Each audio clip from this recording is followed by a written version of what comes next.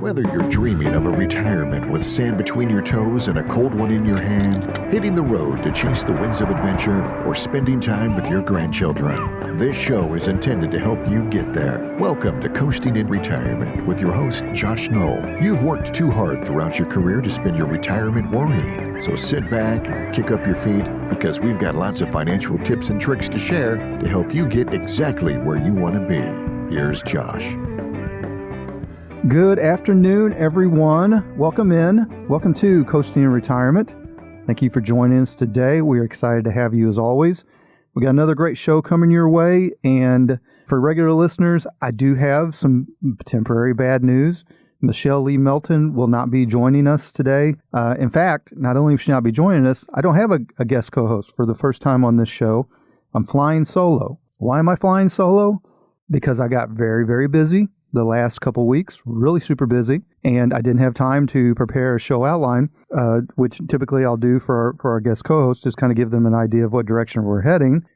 So yeah, we're going to be solo today, kind of like Rush Limbaugh. I'll circle back to that Rush Limbaugh reference, and that'll kick our show off. So speaking of you listeners, both our new and our longtime listeners, my name is Josh Knoll. I'm here today to discuss financial topics relevant to those of you in or near retirement, living your best life along our part of the Gulf Coast. Here's what we got in store for you today. The first segment is going to be a deep dive on our topic of the day. I'm going to give you a little hint. It's going to be a little bit of a curveball. We're going to go on a little bit of a tangent, so bear with us. Second segment, usually around 25 minutes past the hour. That's typically called Michelle with the news of the week. Obviously, Michelle's not here, so it'll be me with the news of the week, reading the headline and responding to recent headlines. We'll get through probably 4 or 5 of those. And then roughly about 45 minutes past the hour, our third segment, it's called Josh's Crystal Ball and Big Mouth. It's probably the easiest segment to prepare ahead of time because I'm an opinionated person and I like to make some predictions. I like to have opinions on things, and sometimes I'm not right. And my crystal ball, my big mouth is way off. So either way, I'll get to shoot some arrows at myself today as opposed to typically having Michelle eviscerate me on air with some of the things that I've said that didn't quite land. Quick background on me again, for those of you new to the show. My name is Josh Knoll. I'm a fee-based financial advisor. I hold my FINRA Series 65 securities license, and I'm the owner of Gulf Coast Financial Advisors. We are an independent investment management and financial planning firm. We have offices in Fairhope, Orange Beach, and Mobile.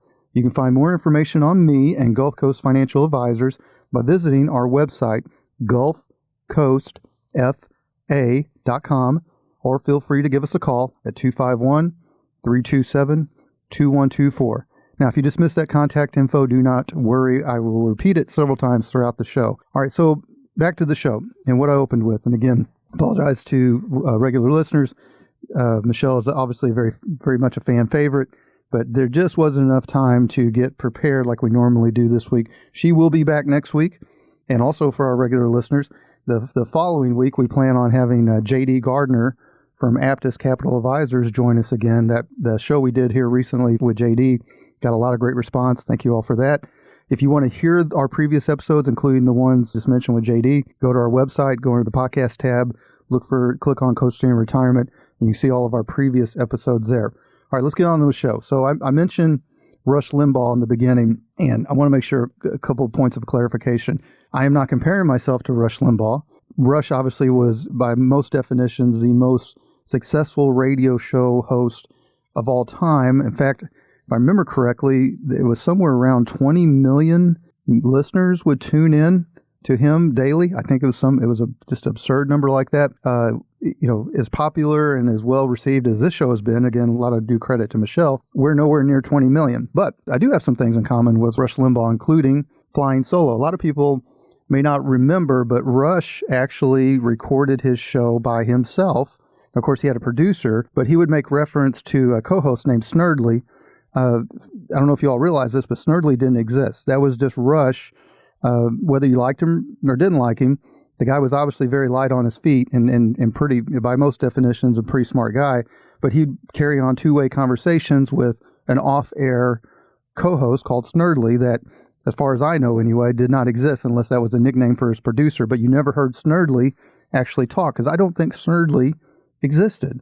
So what do I have in common with all that outside of just doing a solo show today and just talking from what Rush say with one half of my brain tied behind my back or something like that? The point of bringing up Rush was Rush Limbaugh is originally from Cape Girardeau, Missouri, which, if you're not familiar with it, it's a river town. It's on the Mississippi River. It's in southeast Missouri. I am from southeast Missouri, and this is where we're going to tie this together. In southeast Missouri, so if you look at a map similar to Alabama, it's on the opposite side, but Missouri's got a part of the state that sticks down below. It's called the Boot Heel. And the people in the area, I grew up on the north side of the Boot Heel, about 45 minutes from Cape Girardeau to the south and the west, in an area called Wappapello Lake, Wappapello, Wappapello Lake. Now, the Boot Heel, by technical definition, just comprises two counties that are totally in the Boot Heel. But for most of us living in the area, when we refer to the Boot Heel region, if you will, we kind of defined it as basically the edge of the Ozarks, the Ozark foothills where I grew up, kind of goes in a crescent or in a curved shape all the way up to Cape Girardeau. And most people would consider, at least in the area, most people would kind of consider Cape to be the northernmost point of the Boot Heel region. Again, by technical geography, that's not an accurate definition, but I'm telling you, as growing up there, that's kind of how we viewed it. So Rush Limbaugh, being from Cape Girardeau, and if you ever go to Cape, it's kind of funny because, it's somewhat amazing how, at least nationally, I think Rush has kind of faded into the rearview mirror to some degree. But in Cape Girardeau, the Limbaugh name is still a pretty big name. I think it was his brother was a very, very prominent attorney there. The family was, pretty prominent in Cape Girardeau. Cape would have been a big town for us. We were a little bit closer to Poplar Bluff where we would go. But here's the point of all this geography lesson for you all that are listening along the Gulf Coast and wondering why I'm talking about southeast Missouri. Today's show, the main title is going to be, this is really a show today that's going to be dedicated to those of you that have moved down to this area. Maybe you've moved down here to work, or possibly if you're listening to this show and you're, in that pre-retiree or retiree range, you've moved down here to retire, which would not be abnormal because Baldwin County and this part of the Gulf Coast, Pensacola over to Biloxi, this is one of the fastest growing parts in the United States, so definitely in the southeast United States. And for those of you moving down here, I did the same thing. I moved down here 10 years ago, and there's a story to that. So the show is going to be about what's it like to come down here and basically to build a new life, especially, again, if maybe you're easing into retirement or you did retire and come down here. And then kind of the subtitle of the show is going to be Make God Laugh, Tell them your plans. So let's start from the beginning, if you will. And we're not going to do a full life history here, but I want to give you some context. Growing up in Wappapello, Missouri, again, I gave you Cape Girardeau to kind of give you a reference point, 45 to 50-ish miles to the southwest. Wappapello is not actually a town, so I didn't grow up in a town. I grew up in a community around a Corps of Engineer lake, about an 8,000-acre lake, and the town, at least legend has it, no one can fully understand where the name Wappapello came from, but the most probably likely explanation is there was supposed to be an Indian chief that lived in that area how many years ago named Wapalese. Now, some people claim that the Wapalese actually was part of a tribe. Some will claim it's an Indian chief. The funny thing is, with a unique name like Wappapello, no one really knows, at least no one that I've ever talked to. Even my grandpa, who knew the history of the lake as well as anybody, helped actually build the lake, didn't really know where the Wapalese or Wappapello name came from. So Wappapello not having a town, years ago used to have a school, no longer. I had to go to what nowadays would be considered a consolidated school district called Puxico, which would have been about, call it 10 to 12 miles down in the flatlands. I was in the foothills, the Ozark foothills, where the Ozarks finally peter out and everything goes flat more or less all the way to Memphis, including all of the Boot Heel. The Boot Heel, if you've ever driven through it, is flat as a pancake, right? I didn't grow up in the Ozark Mountains. That would have been to the north and to the west of me, and maybe a little bit to the south as you get down to Arkansas. I was in the foothills, so didn't have as high of hills or mountain, old mountains, if you will, as what you'd find in the Ozarks, but we still were a pretty hilly area. And I grew up right where those Ozark ended, and then, of course, Puxico, being in the flatland, being in the closer to the Boot Heel south of us, was a very flat area right next to the last, or at least the biggest remaining swamp in Missouri called Mingo. Why am I bringing all this up? Growing up, in Wappapello, not a lot of people there. Puxico, went to school, about 200-ish, 250 maybe in our high school. When growing up, I grew up with a dad that was an excavating contractor, HB, Harold. He goes by HB. Everybody knows him by HB Null. My uncle and my aunts would build houses. My dad owned a lumber yard with another of my uncle. All we did was construction. It's all we did growing up. And it's kind of funny what I do now, because as far as I know, I'm the only financial advisor from Wappapello. I could be wrong. But as far as I know, I'm the only one that took that path, because growing up doing what I did, I loved it. Some of the most joyful times I've ever had in my life were working with my dad. Of course, like most country kids, I started out doing cleanup work and shovel work and things like that. As time went on, I got a little bit more mature and a little bit more handy. I started running heavy equipment. I'd run backhoes and skid steers and dozers and excavators, anything under the sun, you name it. I'm not saying I ran it well, but I got at least enough. Like my dad would always say, I'd always ask him, well, what are you going to pay me? And he'd say, well, I'll pay you what you're worth. And fortunately, as time went on, I became more productive and I got paid more as I did. I was able to accomplish more things on this. But while there's a path of my life that I could have stayed there and worked with my dad, and I'm sure he would have loved that. And there's obviously part of me that regrets not staying in Wappapello and working with my dad. I don't idolize anyone other than my father.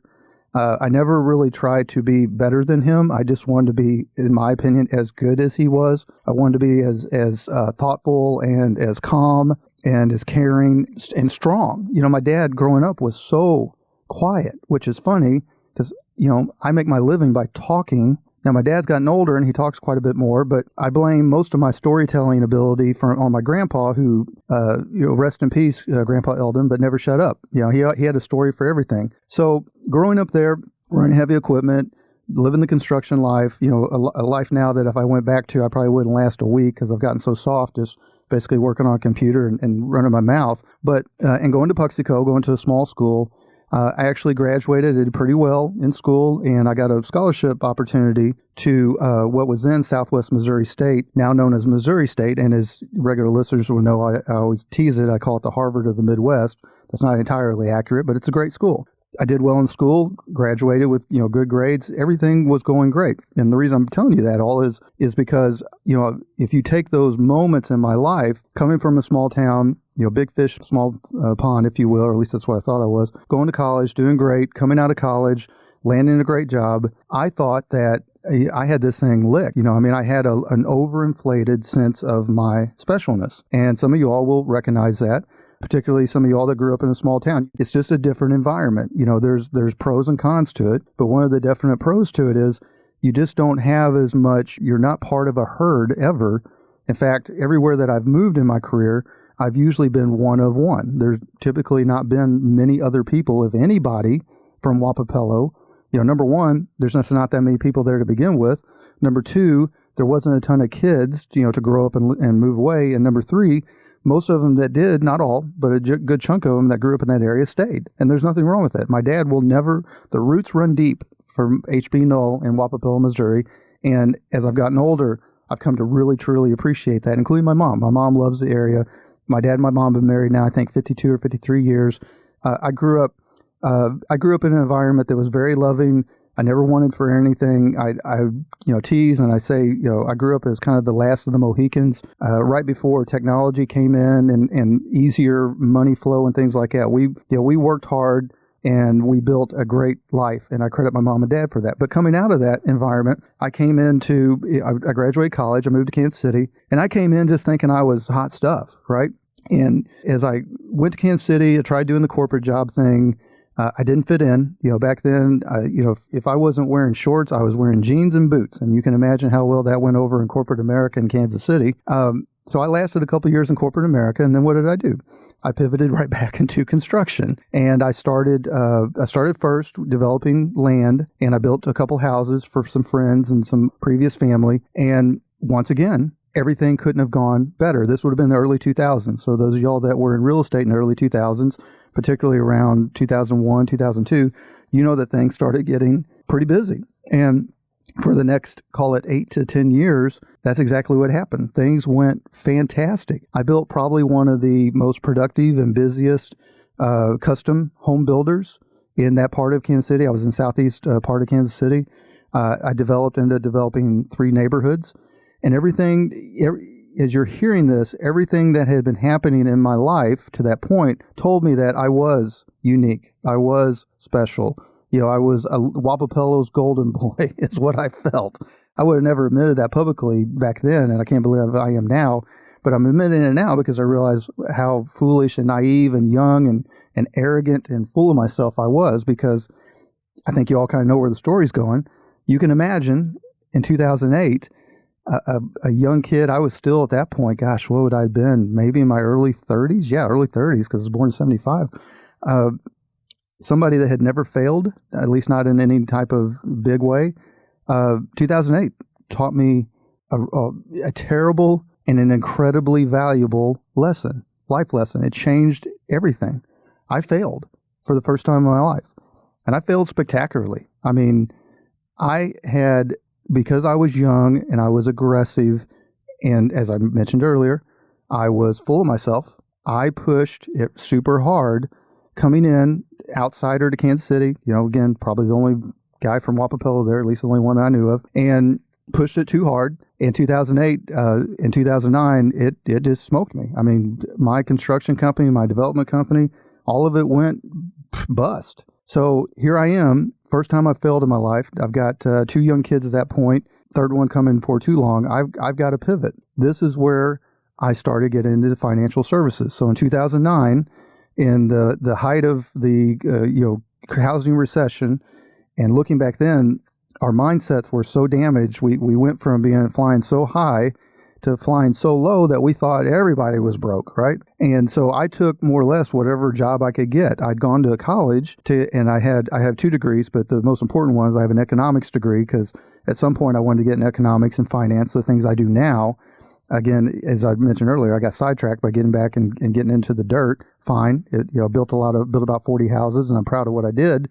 But I pivoted back to financial services, and I started out as a road warrior. 5 years on the road. I'll spare you the details because this segment could go too long, but it was rough. It was small towns across Tennessee, Missouri, and Arkansas. I call it redneck Aflac. I was, working with great people, with farmers, construction owners, plumbers, business owners, all this kind of stuff in small towns across that area. And I would come in and I would do for them kind of what Aflac typically would do in a bigger city. Aflac's in the country too, but they tend to concentrate more on bigger cities. And thankfully, I was able to rebuild my life through that experience, but it was hard. I was on the road every single week.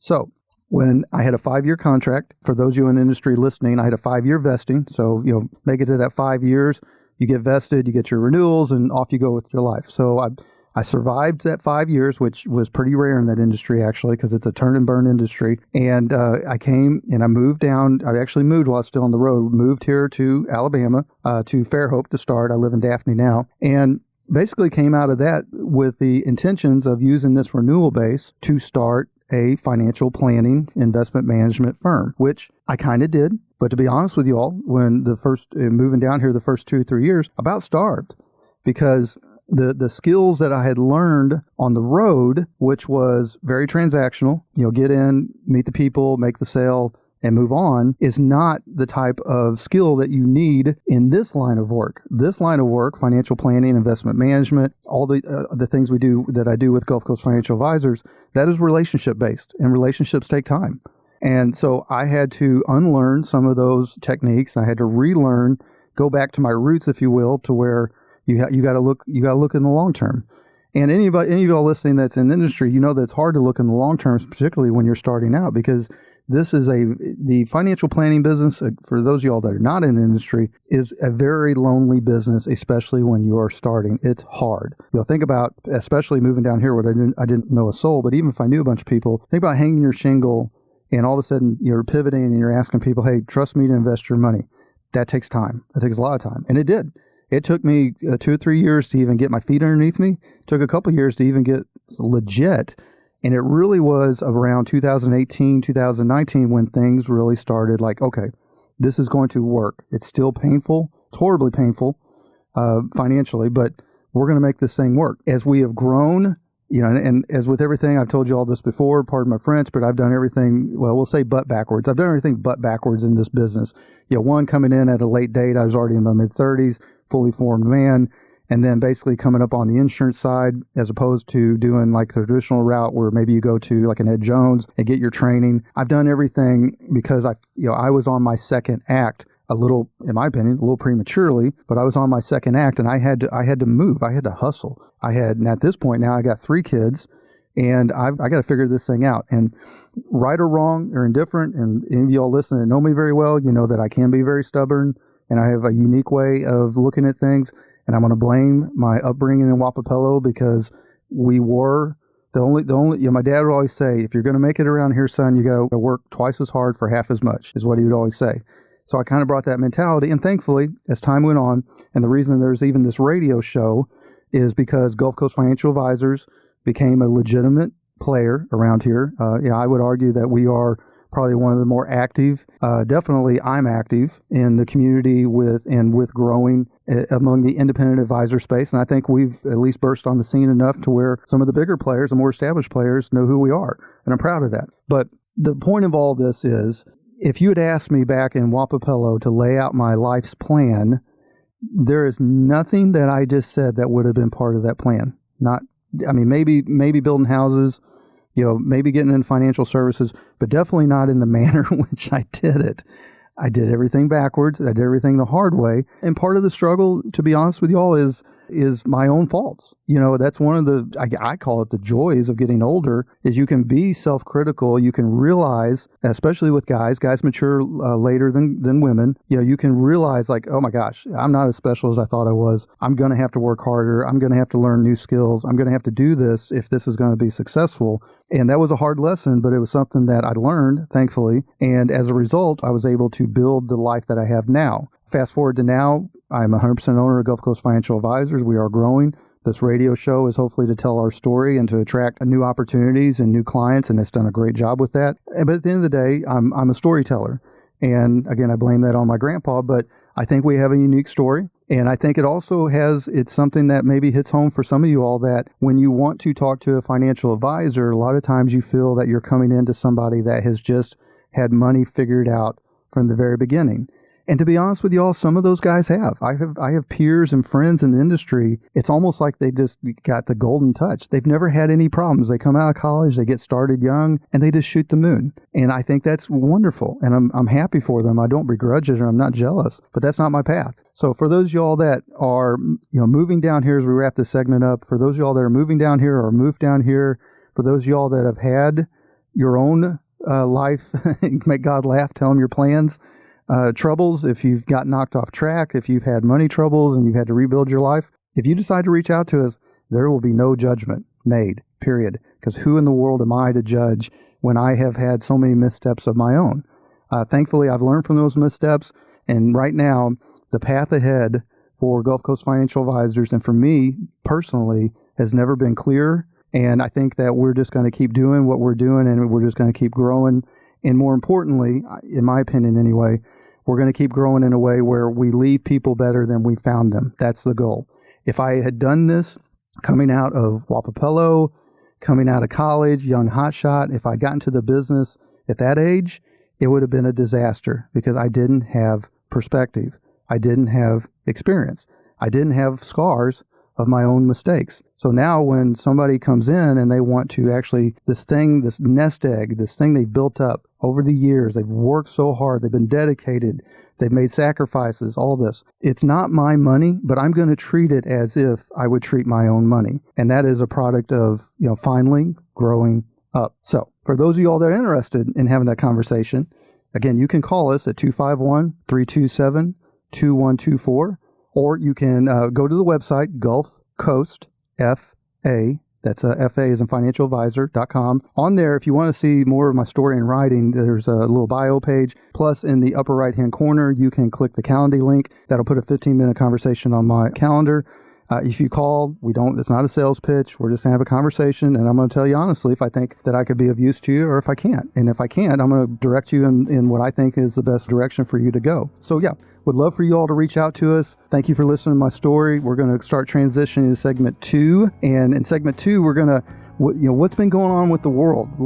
Goodness, I'm recording this here in mid-August, and we're coming off the heels of just market turbulence, stock market turbulence, up and down, volatility they call it. So what's been going on in the world of finance, money, and investments? We're gonna touch on 3 or 4, maybe 5 headlines around that, and I invite you to stay tuned.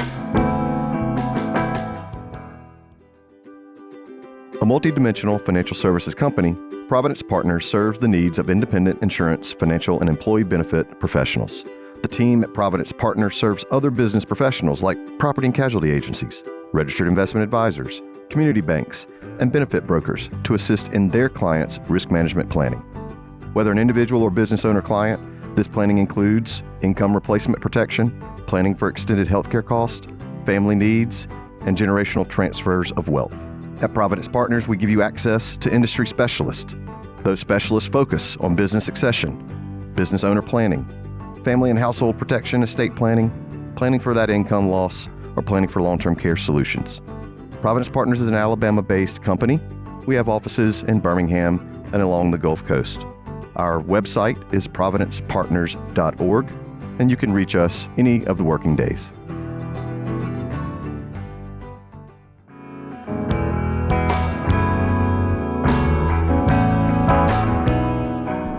Welcome back to Coasting in Retirement. Your host, Josh Knoll here.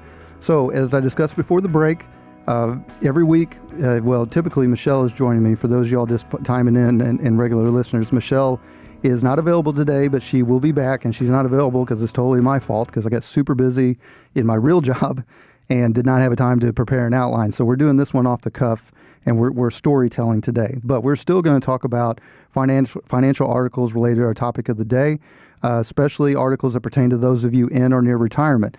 Our job, at least we think it is help you all understand how these headlines impact you, especially when it comes to your money.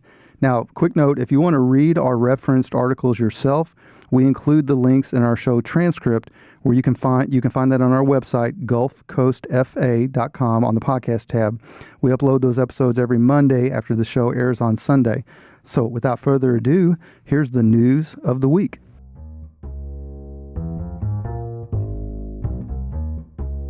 All right, our first article today, we're going to pull from Forbes.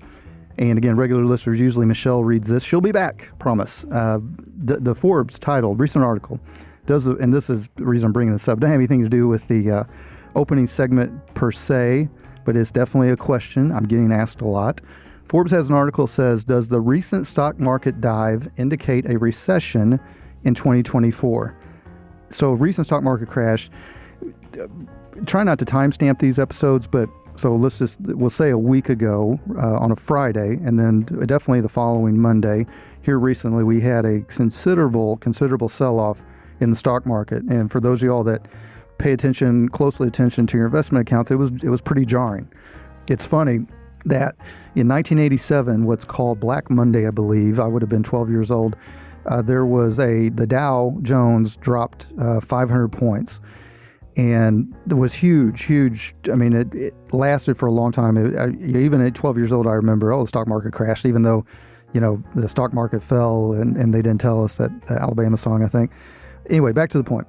The stock market, the Dow, I believe, fell, like 1,000 points on Monday alone, which, is twice the numerical number if it fell on Black Monday. And of course, proportionally different because all the indexes are, triple, quadruple, 10 times, whatever they are back then. They're way larger indexes now, which is kind of a measure of overall market activity and valuations. But nonetheless, there was definitely a lot of fear popped up. Now, fortunately, and I'm going to explain why, the market started recovering Tuesday, and as of this recording, the market's holding steady. The volatility index, the VIX they call it, on Monday was the sharpest I believe it had been since the 2008 crash. So that definitely got some press. But here's one of the primary differences, and then we'll get to answering the question if we think a recession is coming. First, I think what some people got to realize that have heavily invested in the stock market for their retirement, your 401k or your IRA, or maybe you just have what's called a non-qualified brokerage account, and you've got heavy exposure to equities. The primary difference between 2008 or even the dot-com burst, or definitely between 1987, is just the total volume of money that is in our economy now. We talked about this in the past in more detail, particularly with J.D. Gardner of Aptus Capital Advisors, but the Fed, the monetary supply, the volume of money, on average, and I'm going to have this number just a little bit off, but bear with me, has increased around 7%, and I believe it's over the last 40 years. What does that mean? That means more money is being printed. Now, depending on how you look at that, that's a good thing or it's a bad thing. The bad part of it is, generally speaking, the federal government runs right now somewhere around a $7 trillion budget to run all of its various activities. But right now it only takes in, I think, somewhere around $5 trillion in receipts. That's a big gap. Well, the government has to finance that gap. They do that by issuing debt securities and basically printing money, and they increase the monetary supply. Why is that important to the stock market? When interest rates are high or relatively high, like we are in an environment right now, what you see when an increased monetary supply is that money is kind of like water. It's got to go somewhere. And when it goes somewhere in a high interest rate environment, generally speaking, it does what's called kind of a flight to safety. Money market funds, multi-year guaranteed annuities, money market accounts at banks, CDs, all these things that give you some type of guaranteed interest. Because again, as opposed to a couple of years ago, you're actually drawing what at least appears to be a better interest rate on paper, even though obviously we're dealing with a little bit of inflation going on that eats away at that number, eats away at your total return. But the point of that is, just in money market funds, which are what I deal with. Money market accounts is something you would deal with at a bank, but money market funds is what I and many other advisors deal with. The amount of money in money market funds is at an all-time high, and it's not even close. I didn't look up the total number before we started recording, but last I checked, it was somewhere around $5.5 trillion. Why does that matter to the stock market? With that much money on the sidelines, because money market funds are not technically cash, but they're considered a cash equivalent. They have quite a high degree of liquidity. They have what's called a floating rate, usually on a 7-day float. What does that mean? That means every week that the interest rate will adjust. It's not directly tied to what the Fed funds sets as the interest rate, but it definitely trails it. And so every week that rate resets, but you don't get a locked in, guaranteed long-term interest rate. But that trade-off is you've got what's called liquidity. Liquidity, just simply think about if you buy a bank CD, usually you're buying it 6 months, 9 months, 12 months, and you're locking up that money. Can you always access it? Of course, but you're going to pay a surrender fee. There's no surrender fee in a money market fund. The trade-off for the liquidity is there's no guarantee that the rate's going to be the same next week when they reset the rates. Okay, got it? So when there's so much money, both in cash and cash equivalents sitting on the sidelines, when you see the market correct like that, and there's technical reasons why the market corrected. We don't have time to go into all of it. I mean, Asia actually had an impact on the market. If for any of you all that really watch the market, there was something going on with the yen reset. Basically, Japan had kept its interest rates artificially low. People would borrow from Japan, and then they would invest in higher interest rate products, such as U.S. government securities. That at some point, there had to be a reset on that. There had to be a payback. And in doing so, what that means is not only were they borrowing and investing in interest rate environment, they were also borrowing at 0% or a low interest rate, and they were investing in the stock market. And consequently, there had to be a large sell-off in order to satisfy some of those obligations. We can talk more in detail if you want to in person, because that could eat up 10 more minutes of this show. The point of that is that we had the dip. There's so much money sitting on the sidelines, is what you see is, whether you like it or not, and whether anybody agrees, there's a certain amount of buy the dip that happens when there is this much volatility. Because remember, I referenced the market crash of 1987.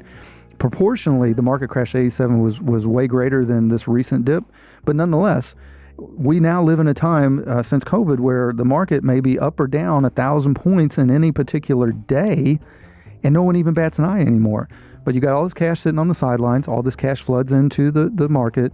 The stock market is a demand and supply type of thing. If there's more demand in the form of cash coming in and purchasing securities, there's only so much supply. Hence, prices will go up. You can credit my economics degree from the Harvard of the Midwest for that logic. But also, too, what happens in the stock market is the stock market in the short run is a voting machine. It's a voting machine. It's an emotional in the short run, particularly in any one particular day. It's a weighing machine in the long run. Well, what I mean by that is it doesn't take, as you all have seen, it doesn't take a whole lot of news in the world, whether it's the yen in Asia or Japan, whether it's the trouble in the Middle East, whether it's the trouble in our political system, it doesn't take much for the market to get spooked in the short run. Long run, things tend to level out, and as you all have seen, there's no guarantee of this, but the market tends to trend up and to the right over time. It's a part of that graph that everyone has seen where the market dips that causes concern, right? So does this mean that we're heading towards a recession? This is a deeper dive on this, and we can go economics, again, my training, or we can apply some common sense, right? What we have on the pro side of, yes, we're heading towards a recession, or at least more likelihood of that, is we are seeing a softening of job reports. We are definitely seeing a softening of consumer confidence and spending. And again, applying common sense, just read the news. There are retailers left and right that are going out of business. I mean, it actually concerns me. Some of these are fairly well-known retail shops that rely on consumer spending. Consumer spending has been down, even in the, especially in the restaurant industry, and consequently, you've got these well-known, well-established brands that are closing shop. I mean, who had ever thought Big Lots, which I would think would have one of the lowest cost structures ever, recently, if they didn't file for bankruptcy, they're in the process of it. Now, on the flip side of that argument is, again, back to, yes, softening job market, yes, consumer confidence, inflation. It feels, for many of y'all listening out right there right now, especially when you go to just simply fill up with gas, it feels painful. It absolutely does. Now, what I'm going to tell you is going to sound a little counterintuitive, but where we're at now with interest rates, the Fed was trying to get at least some type of mild contraction. They're trying to engineer what's called a soft landing. What's a soft landing mean? It means we come out of a market that has been somewhat artificially pumped up through the increased monetary supply. They start easing all that, and we produce a soft landing that doesn't result in a crash, and we barrel into a recession. And maybe they'll pull it off, maybe they won't. What I really want you all to consider a little bit more is, I want you to separate some of what you feel in your daily pain from what you actually see in your investments. Because just as I told you, retailers there are some going bankrupt that are fairly well known. On the flip side of that, we have companies now, particularly in the tech industry, that are growing. For every retailer that goes out of business, and I'm not arguing this is a good thing, you could argue it's a bad thing, but Amazon is one benefit of that. Amazon continues to grow. Amazon continues to, and I'm not saying to buy Amazon stock. I'm just telling you, common sense tells you that there are still dollars being spent. They're being reallocated. And as we discussed earlier in the show, there's so much cash sitting on the sidelines right now. It's going to take a while for all that to wash out. And to be honest with y'all, he may never wash out, because right now, I'm going to ask y'all, when is the last time you heard a politician bring up as one of their main points of why you should elect me, talk about budget deficits? I want to give you a second to think. When's the last time I said, hey, budget deficits are we've got to solve this right now? They're not. And part of that is because it's a losing issue, because to solve budget deficit, that means it's very simple. You got to reduce expenditures and you got to increase taxes. I mean, that's your magic formula there. And in decreasing expenditures would disproportionately affect entitlement benefits, Medicare, Medicaid, Social Security. It would disproportionately affect those things, because as a general rule, we as a nation are aging, right? So you're not going to see a lot of political pressure to reduce the budget deficits. Hence, we'll probably still continue to have budget deficits. Hence, we will probably continue to have increased monetary supply. Monetary supply is like water. It's got to go somewhere. When interest rates are high, there's a certain amount of it's going to be parked in what's called a flight to safety. But as interest rates come down, that money just does not disappear. It's got to go somewhere. Now, the buying power of that money decreases, but that money's got to go somewhere. Does that mean that we're not going to have a recession? Don't know. I don't. If I could predict that, I would have a very different job. I would be an economist that predicted recessions and be wrong 90% of the time, in my opinion. But what I can predict is that the stock market does not, at least hasn't been for a long time, is not necessarily a direct reflection of what's actually going on with the economy. So while you feel the pain of everyday life, because I do too, I got 3 kids, I got a wife, I got bills to pay. On the flip side of that, the market itself tends to sop up money, particularly as inflation rates tend to go down. Doesn't mean it's going to go up and up and up. Don't hear me wrong. I want you to understand the logic of this, that these two things are not necessarily tied. Main Street does not affect the stock market as much as it used to. And maybe that's an argument that it should. And maybe it will. At some point in our cycle, the one thing you can guarantee, you all, is there is going to be a recession at some point. That is how our capital system is set up. The question for you all and for me, as a consumer and a father and a spender and a saver, just like anybody else, is, am I positioned to weather that storm the best way? Do I have a plan inside of my investment plan to make volatility, if not a friend, at least an asset class? And if you want to understand how we do that at Gulf Coast Financial Advisors, give us a call, 251-327-2124.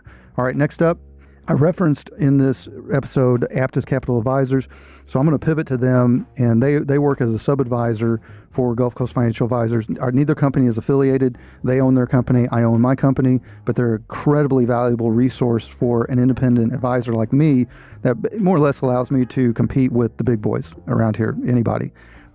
Fantastic guys there. They're led by J.D. Gardner, but they've got an incredible team. They also got a great blog site on their website. It's Aptus, that's APTUS, AptusCapitalAdvisors.com. If you go to their blog, they've got a very recent article called Large Cut in September. And what they're referring to is the Fed going to do a large interest rate cut next time they meet in September. Now, this article is going to be for those of you all that really dive in and get your hands into the how the sausage is made when it comes to stock market, labor market, investments, things like that. But I recommend this article, reading it, again, for those of y'all that want to learn in more detail what the likelihood and more importantly, I think we can all agree that based on recent inflation reports and particularly the labor report, that there will be some type of Fed fund rate cuts. How much is going to be up for debate. Some are calling it, I'd say it'll be at least 0.25%. Probably if you're a betting man, you would bet on 0.5%, which in our world is called 50 bips. But that'll be interesting to see how that plays out. One way or the other, I do think we have a rate cut. Those y'all that are in the mortgage industry or in retail or automobile sales or anything that relies on someone taking out a loan to purchase your product, hopefully that'll help you all breathe a sigh of relief. We shall see. All right. And then we got time for one more, and we're going to pivot. This is going to be tied more to what we talked about in the beginning, which was moving to an area that you're not from, and basically building a life. And the article is actually from Pods.com, which I found funny that I found that. But Pods.com is a moving company. They're the ones that they do the pod. They can store it or they can put it in your driveway. The article is called "Affordability and Hospitality. Here's why you should consider retiring in Alabama, where the majority of our listeners are from." I found this fun, for a couple of reasons. One, obviously, I was attracted to this area. I wanted to be in driving distance to Missouri. I'm very close to my family. Obviously, you've heard me talk a lot about my father and my mother. But I still wanted to be somewhere warm, near a beach.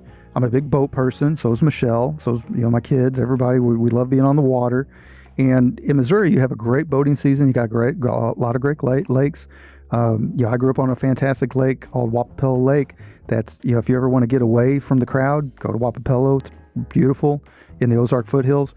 But the boating season is usually speaking limited between Memorial Day and Labor Day for the most part. Sometimes it stays a little warmer longer. But down here, those y'all live along Gulf Coast know that, shoot, I mean, you can be on a boat year round, but if you want to be in some warm weather, I mean, sometimes it's plenty warm by mid-March.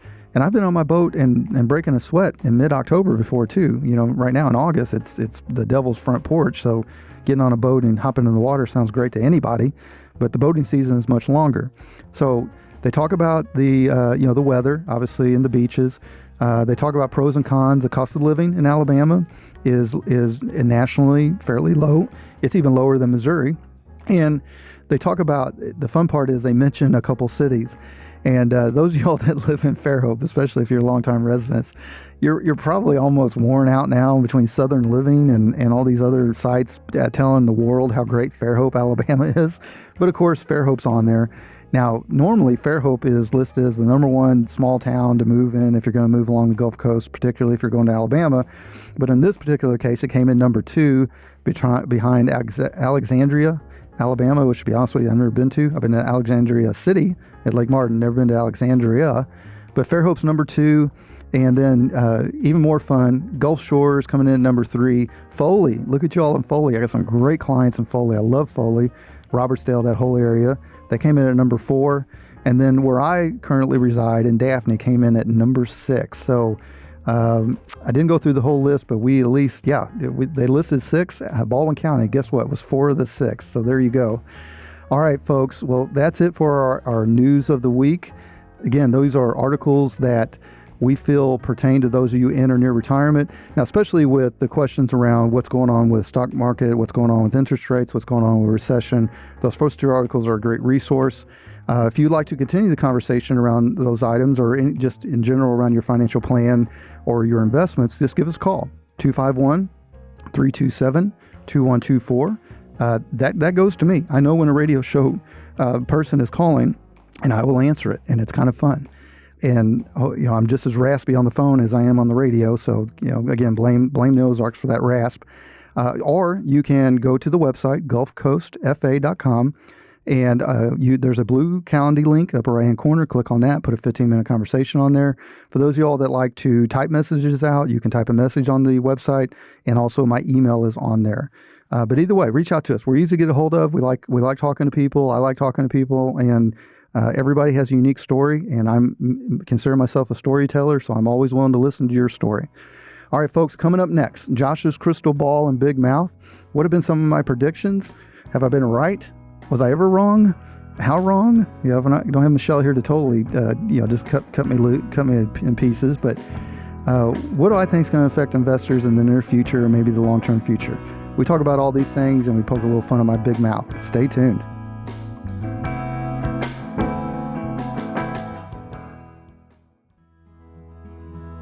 Whether it's building a business from scratch with your own 2 hands and wanting to maximize the financial impact of those sacrifices, or growing a great nest egg by being a dedicated and reliable worker for years, or choosing to live a life well within your means in order to accomplish a lifelong dream of retirement, the last thing you want is to go with the wrong financial advice after you've worked so hard to accumulate your assets. You've also probably spent most of your life putting others' needs ahead of your own, and now it's your turn. We can help. Gulf Coast Financial Advisors is a locally owned, independent, fee-based financial planning, investment management, and tax planning practice. We have offices in Fairhope and Orange Beach. We serve all of Baldwin County and the Gulf Coast. We also have an easy-to-understand fee-for-service model with no sales quotas, no proprietary products. Our ultimate responsibility is to our clients' goals and dreams. You can reach us at 251-327-2124 or find us online at gulfcoastfa.com. That's GULF, like the Gulf of Mexico, Coast, FA as in financialadvisor.com.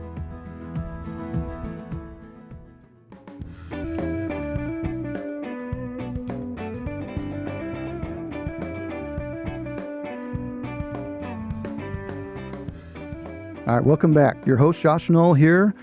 So, I'm opinionated. I have strong opinions at times, and I would always argue that a radio show host that isn't probably wouldn't be very interesting to listen to. So, I'm also paid in my profession to offer professional guidance and opinions to my clients. Otherwise, what use would I be? Sometimes I feel so strongly about something that I talk about publicly. Obviously, I got a radio show here. And sometimes I'll even make some predictions. And while I feel I'm usually proved right because longtime listeners know I'm fairly skeptical about my own industry, there are times where I swing and miss. So if you want me to hear me eat a little crow, let's get at it with Josh's crystal ball and big mouth. So we just got time for one. And what I really want to talk about, it relates to the original segment, if you will, in some degree. If you had asked me to make a prediction about how my life was going to play out when 10 years ago, 20 years ago, 3 years ago, any point, right? As I mentioned in the beginning, and I'm pretty sure I picked up the saying from my grandpa because he had lots of great sayings, but if you want to make God laugh, tell him your plans. And that's exactly what's happened in my life. When I was young, like a lot of kids, I had kind of, some silly dreams. I wanted to be a rock star or be a movie star, things like that. I, again, had a self-inflated sense overinflated sense of self. But as time has gone on and I've grown and become a father, that's obviously a huge point, and got remarried.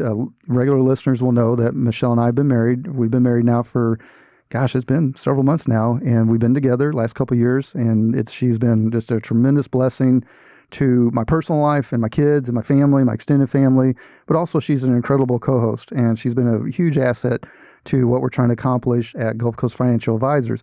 But if you'd asked me at any point in my life if I saw this path playing out, there's no way. Some of it has been great. Some of it has been rough. I absolutely, and more often than not, I've been my own worst enemy.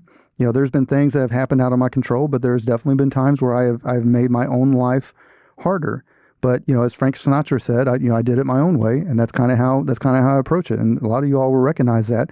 Sometimes when you do it your own way, sometimes when you are stubborn, sometimes when you are one of one, like I've been coming from Wapapello and living in these various places, you're just not going to think like everybody else. And sometimes that pushback is sometimes there'll be pushback on you. I absolutely have had difficulty with some of the executives in some of the various companies I've worked with, particularly the ones that have never done what I've done, kind of like a coach that's never actually played the sport. And sometimes that's been justified and sometimes it hasn't. Sometimes, again, I've been my own worst enemy. But either way, what I finally learned a long time ago was when I gripped the steering wheel so tight, when I was in my 20s and I had this whole thing planned out, man, I was going to be a millionaire at 30 and I was going to be a published author at 35 and I was going to have all this real estate and all this stuff and, just stuff, right? And I gripped the wheel very tight and I tried to keep it on the road. And what happened? I ran the ditch.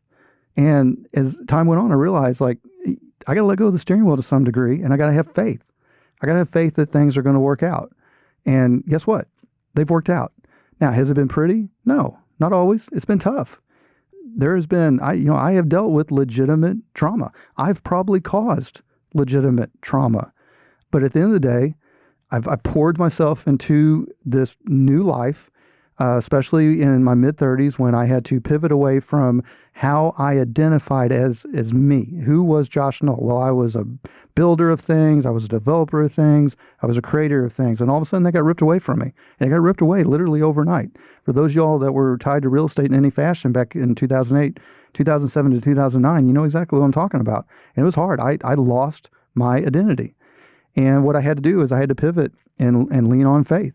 Did it all work out perfectly from that point? No, not even close. But what has happened is by choosing, I always tell my kids, choose happiness. Choose happiness. When in doubt, choose happiness. Doesn't mean I run around and I'm happy-go-lucky all the time. But at the end of the day, I'm going to intentionally choose to see the glass half full. I'm not going to look at it half empty. And I'm going to have faith. And that was a result of that faith and a lot of hard work and a lot of blood, sweat, and tears and a lot of mistakes, horrible mistakes. As a result of that life experience, here we are now with a great future ahead of me and my wife and my kids, my extended family. I've never been closer to my sister and my mother and my father and my extended family as I am right now. And part of that is because a long time ago, especially even more recently, I quit living my life about myself. I looked out because in my opinion, the true definition of happiness is when you put your happiness last. When you concentrate on trying to do the best you can to keep the people around you as happy as you can, and you put your own selfish and personal desires last, that's when you actually end up being the happiest. And that's where I'm at. So I wish you all the same. Lord Almighty, if I ever write the full story out, I hope you don't follow the same path. But any of y'all listening that have been affected by personal tragedy, been affected by by a disease, by illnesses, by accidents, by premature loss, all these things. Understand you're not alone. I haven't been through everything, but I've been through a lot. And definitely here, our main job is to make sure that we protect your money and grow it in the appropriate way. But at the end of the day, we're also here because we've got some life experience and we can listen and we're not wet behind the ears, and maybe we have some perspective that we can offer that may help you on your own life. So listeners, I really hope you enjoyed a peek behind the curtain on how I form my opinions and predictions and a little bit on my life. Sorry to talk so much about myself here. I'm saying how selfless I am and then all I do is talk about me, but it's my show, so I'll do it. And also, hopefully you've learned through this episode that I'm absolutely willing to admit when I'm wrong because I've been wrong a lot. So now our listeners that have more questions or want to continue the conversation, we will one more time invite you to reach out to us, 251-327-2124, or find us on the website, gulfcoastfa.com. Folks, that's here this week for us at Coast in Retirement. I want to give a huge thank you to our awesome radio station. That's FM Talk 106.5 out of Mobile. Many thanks to the provider of our show music, that is local band Sloth Racer.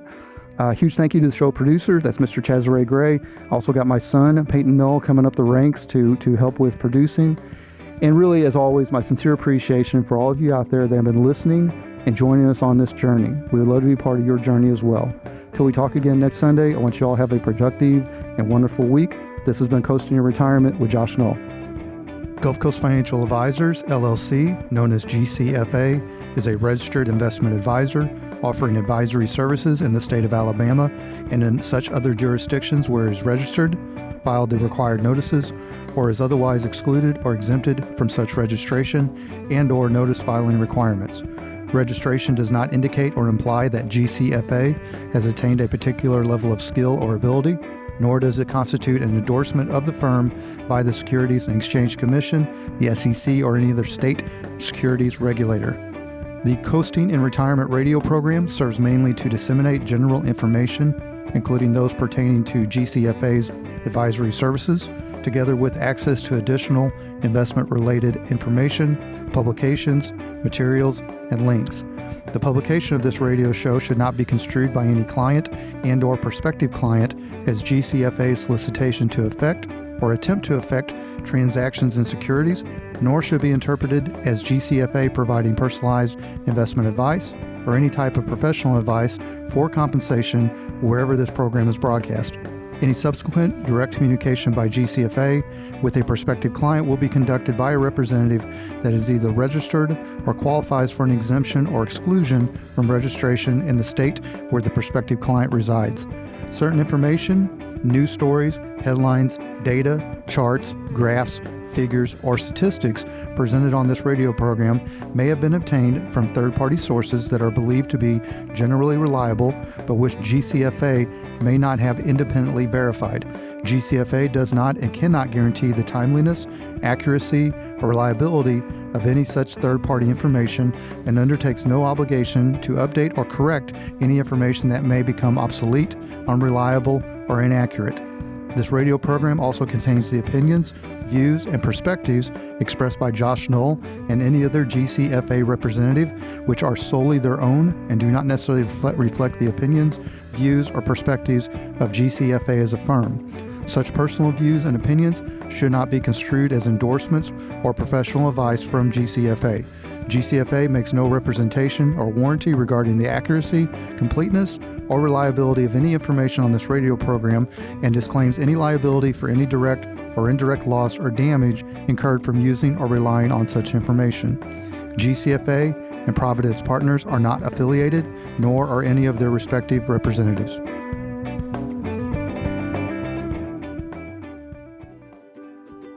A multidimensional financial services company, Providence Partners serves the needs of independent insurance, financial, and employee benefit professionals. The team at Providence Partners serves other business professionals like property and casualty agencies, registered investment advisors, community banks, and benefit brokers to assist in their clients' risk management planning. Whether an individual or business owner client, this planning includes income replacement protection, planning for extended healthcare costs, family needs, and generational transfers of wealth. At Providence Partners, we give you access to industry specialists. Those specialists focus on business succession, business owner planning, family and household protection, estate planning, planning for that income loss, or planning for long-term care solutions. Providence Partners is an Alabama-based company. We have offices in Birmingham and along the Gulf Coast. Our website is providencepartners.org, and you can reach us any of the working days.